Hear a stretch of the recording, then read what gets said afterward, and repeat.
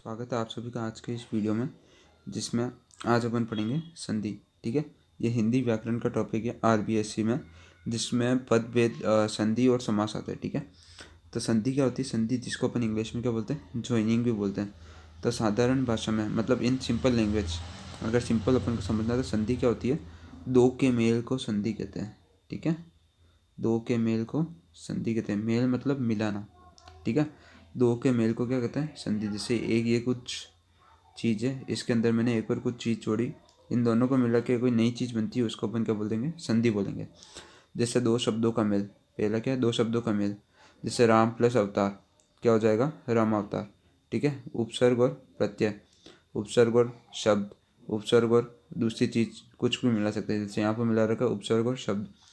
जैसे पर प्लस अधीन क्या हो जाएगा? पराधीन। अब है शब्द और प्रत्यय, शब्द और प्रत्यय क्या है? मधुर प्लस ईमा क्या बन जाएगा? मधुरिमा। ठीक है, इस प्रकार के मेल के कारण की ध्वनि में परिवर्तन आ जाता है। ठीक है, इस प्रकार के मेल के कारण क्या होता है? उनकी ध्वनि में परिवर्तन आ जाता है। इसी परिवर्तन को अपन क्या बोलते हैं? संधि बोलते हैं। अब मेल द्वारा होने वाले परिवर्तन के आधार पर संधि तीन प्रकार की होती है। ठीक है, संधि कितने प्रकार की होती है? तीन प्रकार की। पहला है स्वर संधि, दूसरा व्यंजन संधि, तीसरा है विसर्ग संधि। ठीक है, तो आइए अपन पहले पढ़ते हैं स्वर संधि क्या होती है। तो अपन पहले पढ़ रहे हैं स्वर संधि। स्वर संधि क्या होती है? दो स्वरों के पास पास होने। ठीक है, और स्वर नाम से ही पता चल रहा है क्या है? दो स्वरों के पास पास होने, पास पास होने या मिलने से उनमें विकार होता है। ठीक है, विकार मतलब चेंज होता है, तो उसे स्वर संधि कहते हैं। इसमें पहले शब्द के अंत, ठीक है, क्या बोला? पहले शब्द के अंत तथा दूसरे के आरंभ में ही स्वर ही होते हैं। ठीक है, क्या बोला? पहले शब्द के अंत तथा दूसरे के आरंभ में स्वर ही होते हैं। देव प्लस आलय, ठीक है, ये क्या बन जाएगा? देव प्लस अ प्लस आलय, दोनों में क्या है? स्वर है। अ और आ, ये दोनों क्या है? स्वर। तो ये क्या बन जाएगा? देवालय।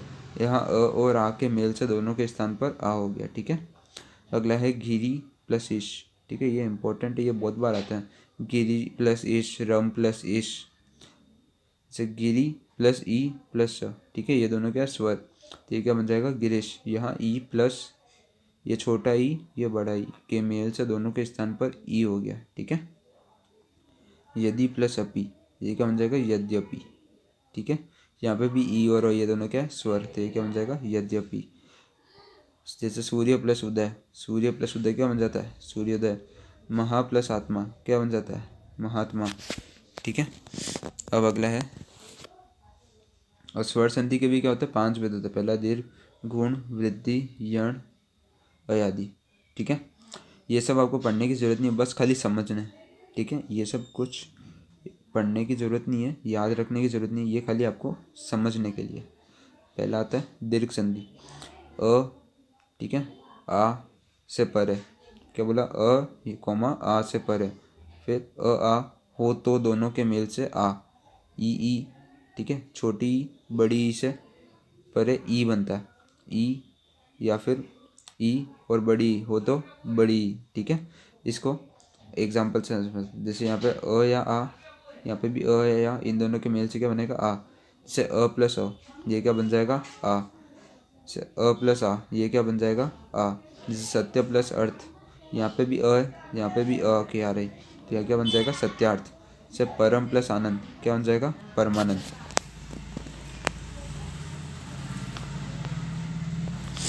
वापस यहाँ पे आ प्लस अ, वो भी क्या बनेगा? आ। जैसे परा प्लस अस्त, यहाँ पे आ है, यहाँ पे अ है, तो क्या बन जाएगा? परास्त। वापस आ और आ, अगर दोनों में आ होगा तो क्या बन जाएगा? आ ही रहेगा। ठीक है, जैसे विद्या प्लस आलय क्या बनेगा? विद्यालय ही। और ये है दोनों छोटी ई होगी तो क्या बनेगी? बड़ी ई। जैसे कवि प्लस इंद्र क्या बनेगा? कविंद्र। एक छोटी ई एक बड़ी ई, वो भी क्या बनेगी? बड़ी ई। जैसे कपि प्लस इश क्या बन जाएगा? कपिश। बड़ी छोटी बात वही है, ये भी क्या बनेगा? बड़ी ई। ठीक है, दोनों बड़ी ई होगी तो उससे क्या बनेगा? बड़ी। जैसे नदी प्लस इश क्या बनेगा? नदिश। अब छोटा ऊ और छोटा ऊ क्या बनेगा? बड़ा ऊ। बड़ा ऊ छोटा ऊ भी बड़ा ऊ, बड़ा ऊ छोटा ऊ वापस बड़ा ऊ, और दोनों बड़े हुए तो बड़ा ऊ बनेगा। जैसे साधु प्लस उपदेश। और यहाँ पे ध्यान रखना, यहाँ पे मात्रा छोटे ऊ की थी, यहाँ पे क्या होगी? बड़े ऊ की। यहाँ पे वापस मात्रा छोटे ऊ की थी, यहाँ पे क्या होगी? बड़े ऊ की। यहाँ पे बड़े ऊ की थी तो यहाँ पे भी क्या रही? बड़े ऊ की।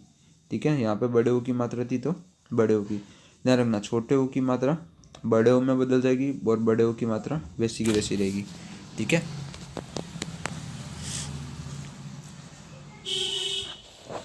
अगला आता है गुण संधि। अ कोमा आ से परे, ठीक है। फिर क्या बोला, ई कोमा ई हो तो दोनों के मेल से ए, ऊ कोमा ऊ हो तो ओ, री हो तो अ हो जाता है, ठीक है। जैसे अब इन दोनों को मिक्स करेंगे, यहाँ पे अ आ प्लस ई, छोटा ई या बड़ा ई क्या बनेगा ए। जैसे अ प्लस ई क्या बनेगा ए। देव प्लस इंद्र क्या बना देवेंद्र, यहाँ पे ए की मात्रा लग गई। जैसे अ प्लस बड़ी ये भी क्या बनेगा ए। सूर प्लस ईश क्या बनेगा सुरेश। ये इंपॉर्टेंट है, सुरेश बहुत बार आता है एग्जाम में, ठीक है, ये थोड़ा इंपॉर्टेंट है। जैसे आ प्लस ई ये भी क्या बनेगा ए। महा प्लस इंद्र क्या बनेगा महेंद्र। आ प्लस बड़ा ई ये भी क्या बनेगा ए। जैसे रमा प्लस ईश क्या बनेगा रमेश। ये रमेश और सुरेश बहुत बार एग्जाम में पूछे जाते हैं, इन दोनों को याद करना। फिर अगला है अ या आ प्लस छोटा ऊ या बड़ा ऊ क्या बनेगा ओ। अ प्लस छोटा ऊ ये क्या बनेगा ओ। जैसे देव प्लस उत्सव क्या बनेगा देवोत्सव। अ प्लस ऊ बड़ा ऊ, ठीक है, ये क्या बनेगा ओ। जैसे समुद्र प्लस उर्मी समुद्रोमी, ठीक है। आ प्लस ऊ ये भी क्या बनेगा ओ। और आ प्लस ऊ बड़ा ऊ ये भी क्या बनेगा ओ। जैसे महा प्लस उर्मी महोर्मी, ठीक है। अब अगला आता है अ आ प्लस री क्या बन जाएगा अर। अ प्लस री क्या बनेगा अर। जैसे देव प्लस ऋषि क्या बनेगा देवर्षि। आ प्लस री क्या बनेगा अर। महा प्लस ऋषि क्या बनेगा महर्षि। ये दोनों ही एग्जाम्पल इंपॉर्टेंट है, ठीक है। अगला आता है वृद्धि संधि। वृद्धि संधि क्या होती है, अ कौमा आ से परे ए, ठीक है। ए हो तो दोनों के मेल से ए, ओ हो तो ओ हो जाता है। जैसे यहाँ पे देखो अ आ प्लस ए क्या बनेगा अ प्लस ए क्या बनेगा ए। अ प्लस ए भी क्या बनेगा ए। आ प्लस ए भी क्या बनेगा ए। और आ प्लस ए भी बनेगा ए, ठीक है। छोटा ए बड़ा है। एक प्लस एक क्या बनेगा एक एक, ठीक है। लठ प्लस एत लठेत। तथ प्लस तथा प्लस यहाँ पे क्या आ रही है आ और यहाँ पे क्या आ रहा है ए, तो क्या बनेगा तथे। से महा प्लस ऐश्वर्य यहाँ पे आ और यहाँ पे बड़ा है क्या बनेगा महेश्वरी, ठीक है।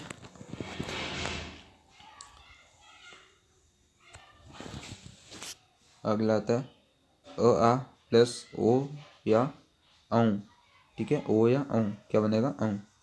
अ प्लस ओ क्या बनेगा औ। अ प्लस औ ये भी औ, ठीक है। आ प्लस ओ ये भी औ। आ प्लस औ ये भी औ। जैसे जल प्लस ओद्य जलोद्य। परम प्लस औषध परमोषध। महा प्लस ओजस्वी महोज महोत्सवी। महा प्लस औषधि महोषधि, ठीक है। अब अगला आता है यण संधि। ये सब आपको खाली पढ़ने हैं, दिमाग में रखने हैं कि अ प्लस ओ से क्या बनता है वगैरह वगैरह, ठीक है। अगला आता है यण संधि। यण संधि क्या होती है, भिन्न स्थान और प्रयत्न वाला स्वर होने पर ह्रस्व ह्रस्व या दीर्घ ई का य, ऊ का व और री का र हो जाता है, ठीक है। एग्जाम्पल से समझते हैं। जैसे ई का य, ई प्लस अ क्या बन जाएगा य। ई प्लस आ या। ई प्लस ऊ यू। ई प्लस ए क्या बनेगा ये। से यदि प्लस अभी यद्यपि। इति प्लस आदि इत्यादि, ठीक है। प्रति प्लस उपकार प्रत्युपकार। प्रति प्लस एक प्रत्येक।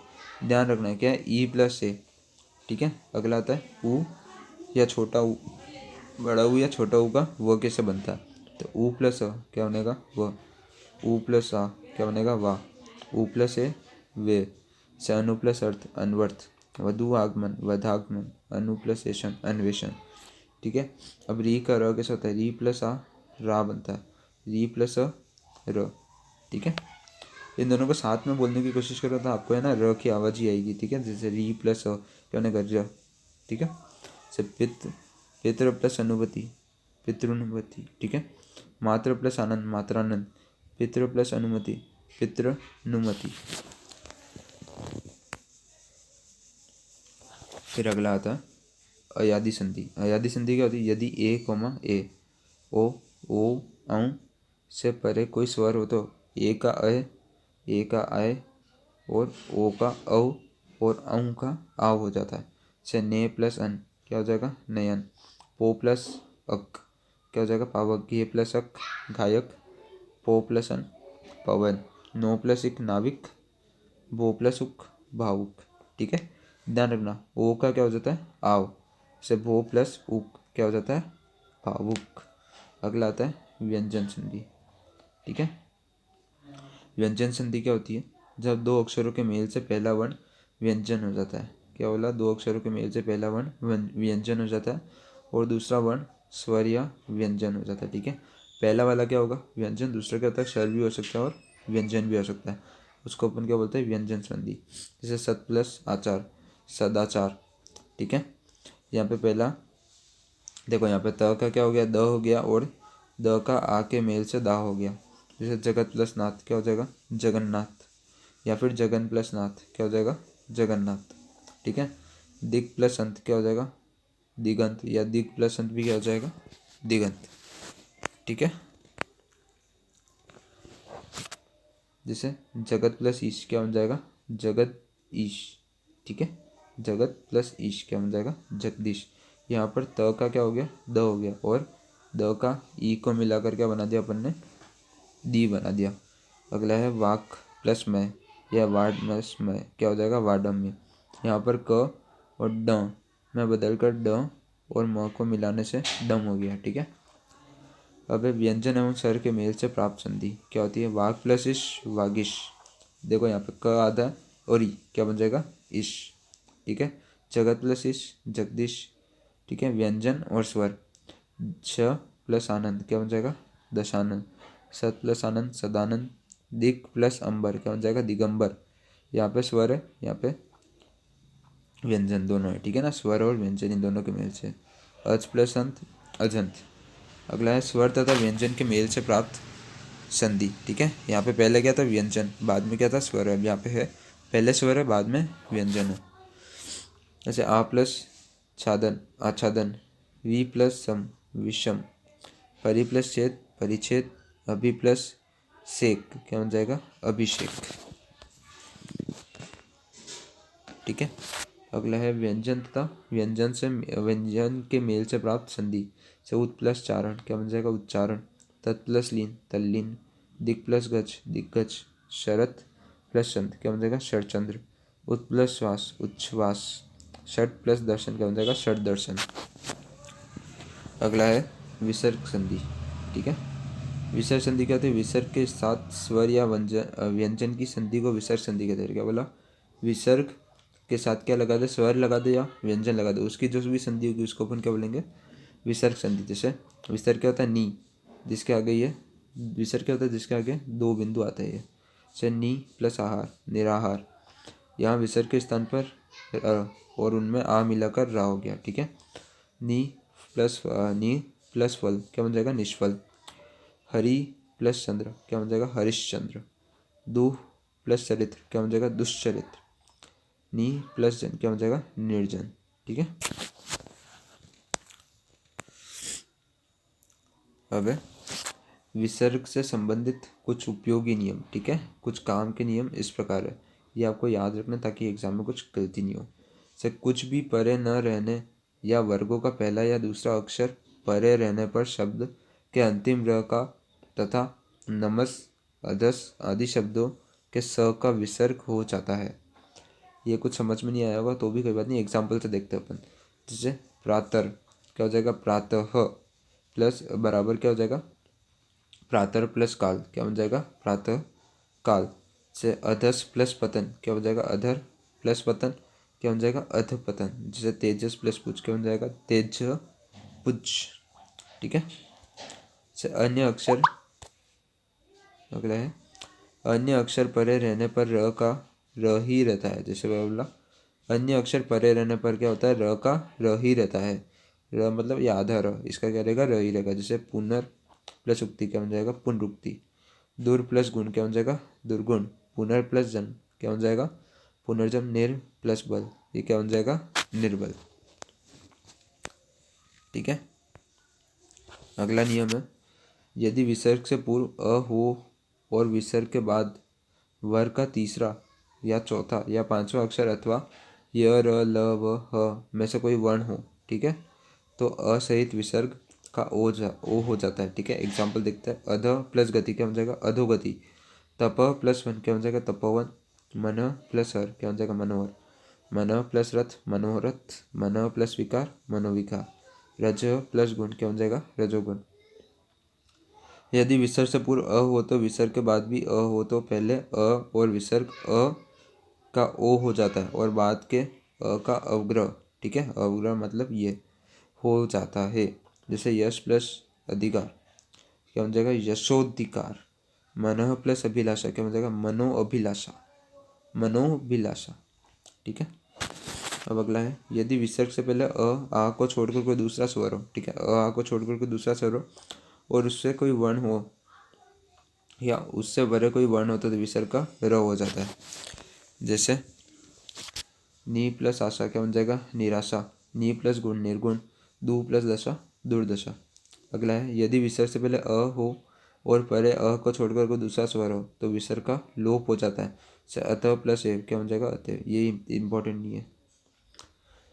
विसर्ग के परे च या छ होने पर विसर्ग का श, ट या ड होने पर श, त या थ होने पर स आधा स, ठीक है। जैसे नी प्लस चिंत निश्चिंत। दु प्लस चरित दुश्चरित। नी प्लस चल निश्चल। धनु प्लस टंकार धनुष टंकार, ठीक है। दु प्लस तर दुस्तर। नी प्लस तार निस्तार, ठीक है। एक तो ये याद रखना है और एक ये याद रखना है ठीक है। अगला है विसर्ग से परे श श कोमा स होने पर विसर्ग का क्रमश आधा स या आधा स हो जाता है। जैसे दु प्लस शासन दुशासन। नी प्लस संदेह निसंदेह, ठीक है। क प फ परे होने पर नी और दु के विसर्ग का श हो जाता है। जैसे निश प्लस कलंक निष्कलंक। नी प्लस फल निष्फल। दु प्लस प्रकृति दुष्प्रकृति। दु प्लस कर दुष्कर दुष्फल निष्पाप, ठीक है। अब मैं कुछ इंपॉर्टेंट चीज़ें बता रहा हूँ, ठीक है, जो एग्जाम पॉइंट ऑफ व्यू से बहुत ज़्यादा इंपॉर्टेंट है, उनको ध्यान से देखना है। ये इंपॉर्टेंट। दूसरा गिरीश, ठीक है, गिरी प्लस ईश।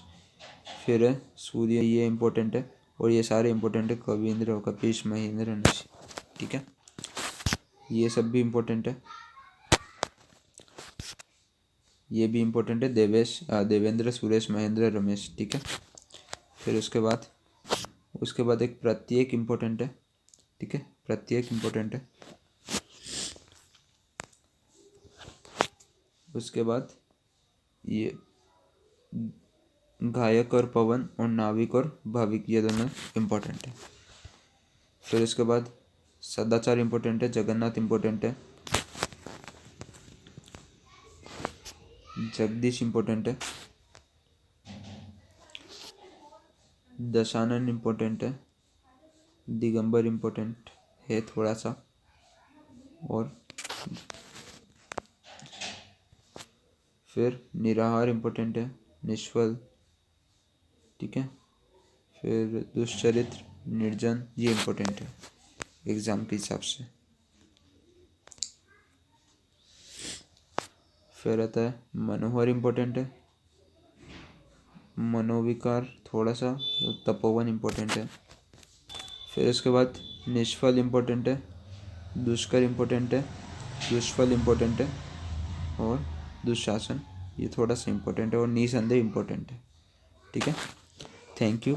अगर वीडियो अच्छी लगी हो तो प्लीज़ लाइक करो, कमेंट करो क्या दिक्कत आई और सब्सक्राइब कर दो चैनल को।